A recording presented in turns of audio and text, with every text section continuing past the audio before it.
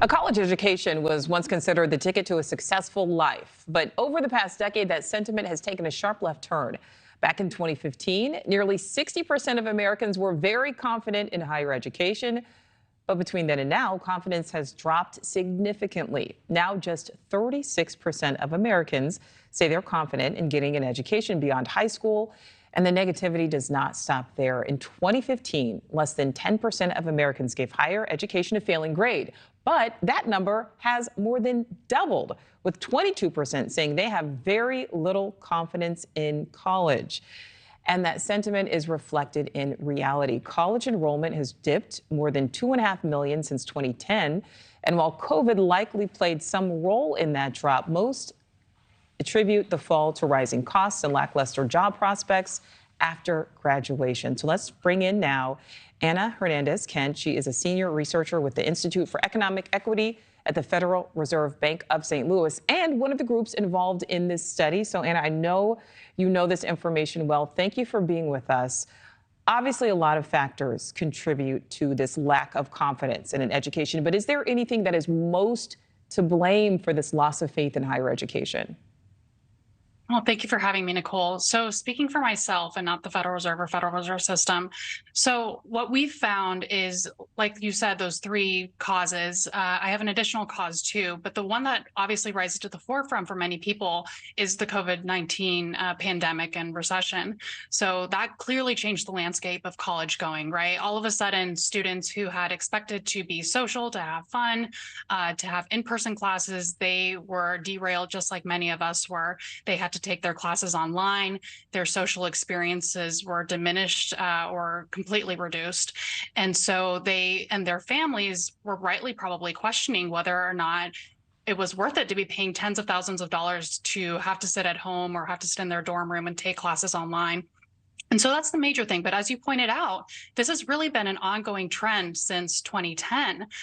So what was happening in 2010? We were coming out of the Great Recession, right? And so many people had decided to go into college during the Great Recession because there weren't a lot of jobs. Now it's kind of the opposite, right? Where even though things are slowing down a little bit, we're still in a tight labor market. And so people are wondering, well, is it worth going to college for 4 years, or should I go get a job? Is it financially better for me if I do that? So those are two things. And then the third thing that you didn't mention, I would say, is the changing demographics. So the youngest generation, they are the most demographically diverse in terms of race and ethnicity, according to, compared to other older generations, right? So if Black and Latino students are not as likely as white students to go to college and to graduate from college, then we'll see what we're seeing now, which is lowering college going for these younger generations. You know, so Anna, some of your research also shows millennials with college degrees are earning more than those without degrees, but they are not accumulating any more wealth. So there's a difference there. Why is that? Exactly. So that is a surprising trend for many people. So when people wonder if college is still worth it, financially speaking, as you said, in terms of income, it still is. Controlling for a generation, controlling for race and ethnicity. It seems like for whites, for example, college four-year graduate has about 43% more income than a non-graduate would. Where wealth comes into play, though, that's really where the situation in the story differs. So for whites, for example, their wealth premium, their college wealth premium, in other words, if they have a four-year degree versus someone who doesn't, they have about 43% more wealth.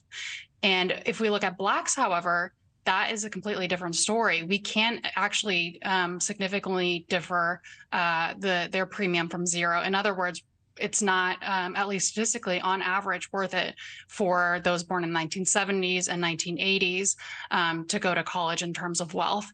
And the reasons why that might be are obviously because the rising cost of college, as you also mentioned, that's a hugely contributing factor.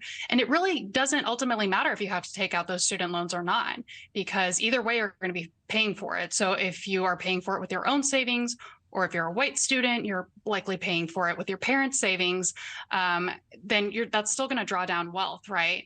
And if you're taking out loans, that's going to draw down future wealth. So either way, these younger generations are really questioning it. And as a millennial myself, I recognize that we're not that young anymore. So some people might wonder about Gen Zs, right? The actual youngest adult generation now. And what we find there is for those that have gone and gotten a college degree, a four-year college degree, not that many, not as many as you might expect. Only 63% say that it is worth it.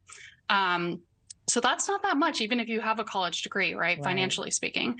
But on the flip side, the ones that are really hurting are those that went to college, probably took out some debt, and didn't get that four-year degree. They dropped out. Only 1 in 5 of them say that the financial gains or benefits outweigh the costs. Yeah, it certainly has changed. We'll see if it continues to change over time. Anna Hernández Kent, thank you for your time.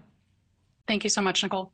Thank you for watching. Go to newsnationnow.com to find NewsNation on your television provider. And don't forget to click the red subscribe button below to get more of NewsNation's fact-driven, unbiased coverage.